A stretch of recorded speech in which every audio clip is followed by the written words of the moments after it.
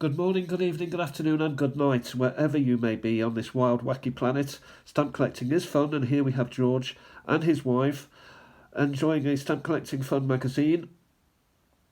But we're not going to be looking at magazines today, or George and his wife. We'll be looking at stamps. So we move them slightly this way. We'll go back to this bag, which is the £2.50 bag from Oswestry Market. If you go in, it's building, you go in on the right, and it's immediately on the right as you go in. Stamps and coins and all sorts of interesting stuff, which is very rare and yet common, as they say in books. But you know, I love to get my hands on this sort of stuff, and I've had a big and beefy bag full, two of them actually, one of which I've gone through and have now been not catalogued, but you know what I mean. I've sort of designated them to their appropriate places. And this is the second bag which I have made a start on anyway. So there were a couple of things I wanted first of all to tell you that I found in the bag. And this is a Sudan stamp, and I don't have a Sudan stamp at all, and here is a 2. What I like about it is a holy mess, of course. But I do like the date on it, which is Sudan, it says on it. So the council says Sudan, it is 1953, so it's coronation year. Did Britain have anything to do with Sudan? I don't think we did. I think it was a French colony, I'm not sure. But it's a nice pair, that, 10 MMS. Yeah, I think that's quite a nice find in there. The next thing is this, which was stuck to it, which is a Brazil stamp. This is 1950. Let me just have a look at my notes. 1950 stamp. Not sure who that character is. He's got a nice fine moustache. But what I find interesting is it deserves to be older. I mean, it's a holy mess at the back, and you know, it's very worn. You can just about see the date there, though all being upside down.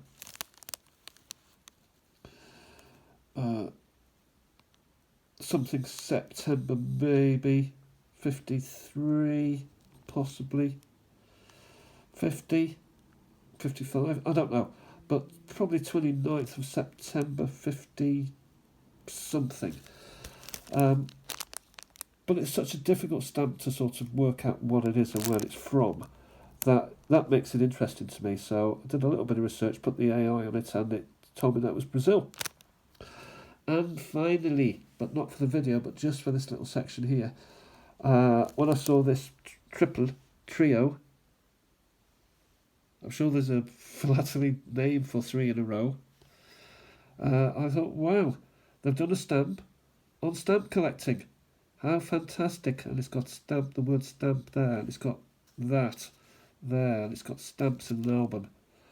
And we got stamps in envelopes and coming down from heaven. Stamp day, it says. Wow. And then we got a delivery, maybe, of stamps around the world. All around the world. Look at this, it's all stamp related as stamps. So those are lovely. Anyway, I put AI on it again, and I discovered it was a socialist people. Socialist People's Libyan. So it's Libya, basically. AI said it was the Kingdom of Libya, but I think Gaddafi was in charge, so it's the socialist people of Libya. We the people that produce this stamp. And it's quite an internationalist type stamp. Those socialists are internationalists, don't they? So that's a nice little find for me. Yes, it's come out of an album. It's not mint by any means, and but I thought they were quite a nice trio, if you will. So I'll just show you these two. These are just the ones that popped out. There's nothing special in these whatsoever, but I do like the Red Robin. Christmas is coming, and so this was in the bag. That's quite a nice stamp. Whoever designed that stamp deserves an award. And also this was quite interesting. London date, council on it. It's an airmail stamp. Postal Union stamp 1974, blue airmail van and postbox 1930s style, Queen Elizabeth 8p. It's a holy mess, as most of my stamps are. So it's probably significant here. The date here is the 27th of February 31, London airmail. So it's possibly one of the first, I don't know. Could it be one of the first airmails? I don't know. But again, it's Universal Postal Union. And finally, before we get into the Russells and the crinkles and the crumbles, this was stuck to those stamps, and this is a Norway stamp. I do collect these. I do have a page for Norway. This is a King of Norway, and I do like this stamp. In as much as it's small, you can get a lot of them on a page. It's green. It's got a crown on it. It's got a man on it.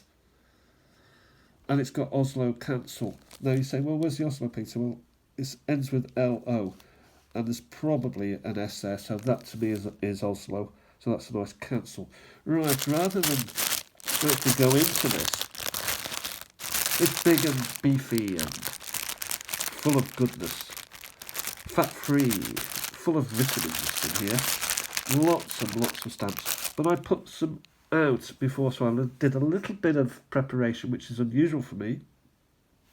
The first thing I should show you is that this is one that I will have to put AI on.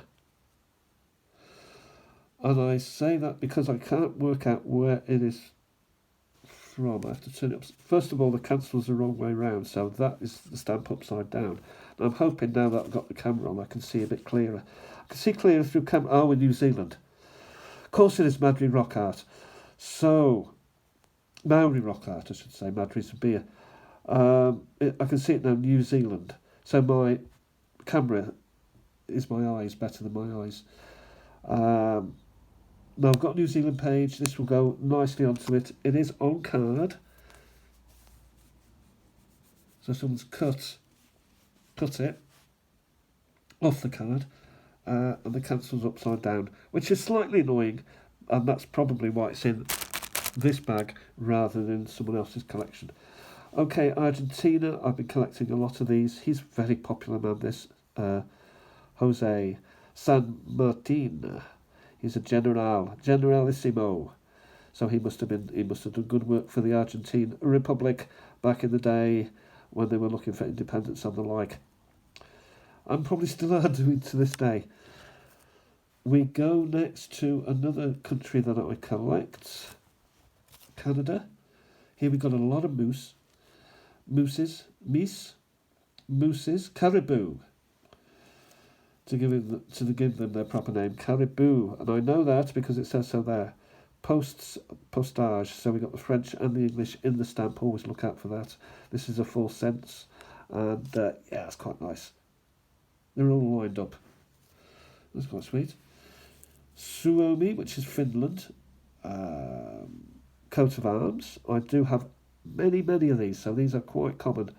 I do like them because, as you know, I like small square stamps, also from an era that I like, when there's common sense going on, and so that's quite nice. I'm not sure about the cancel, what's going on with the cancel, and it's a holy mess in the back.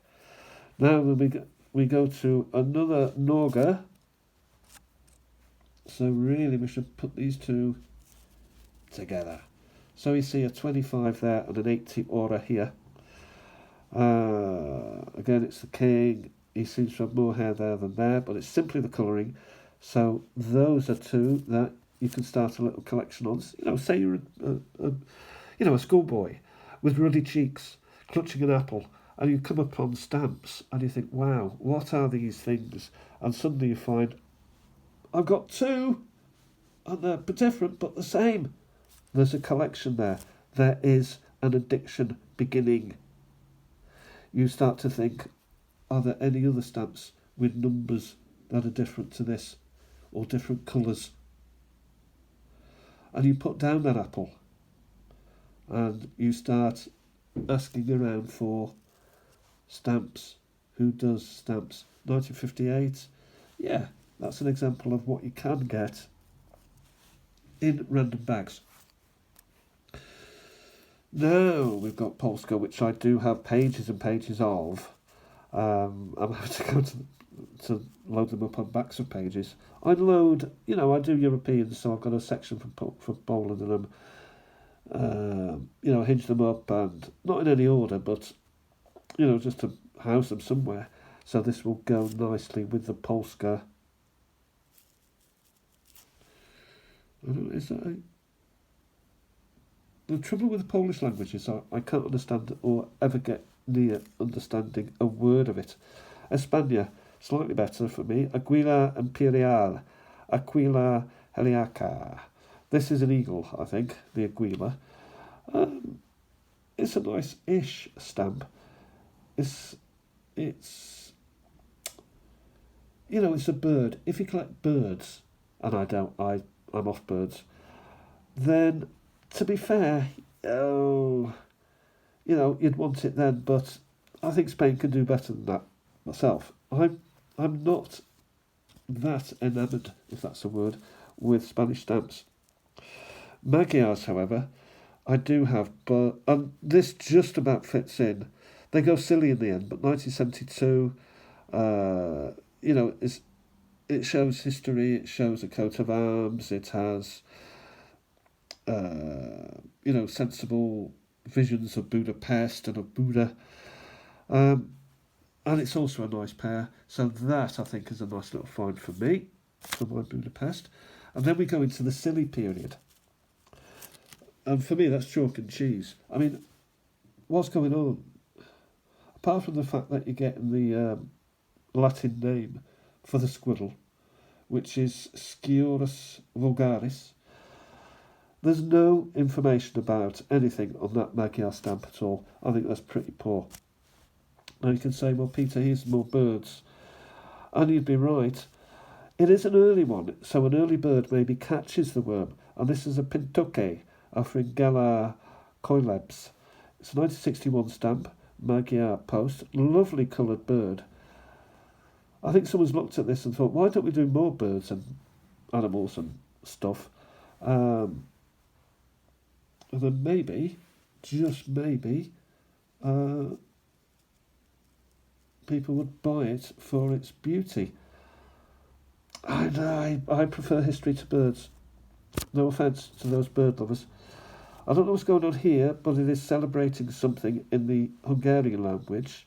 1971 it would be. Mekolobnitz, Eleni Hak, Ive. No, I've got no idea. It doesn't correspond to any Latin or French or Romantic language that my language is, or Saxon that my language is made up of, so that's the struggle with that.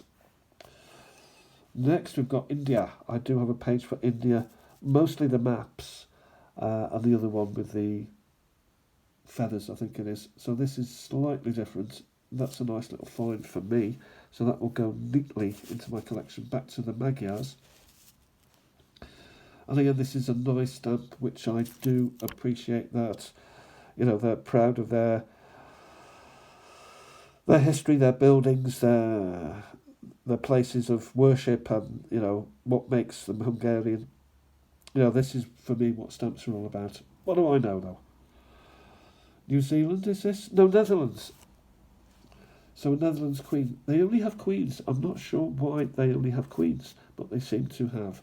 Do we ever had a king of Netherlands? I don't think so. This is a 5-center, very common. Postzeegale, and it's in Netherlands. So that's all I know. Helvetia is Swiss. Hundreds of these I've got. I may be exaggerating, but not by much. Also here we have a nice Magyar post, so we have a soldier there on guard, probably representing the Austro-Hungarian Empire. It's got a little bit of writing there that I might.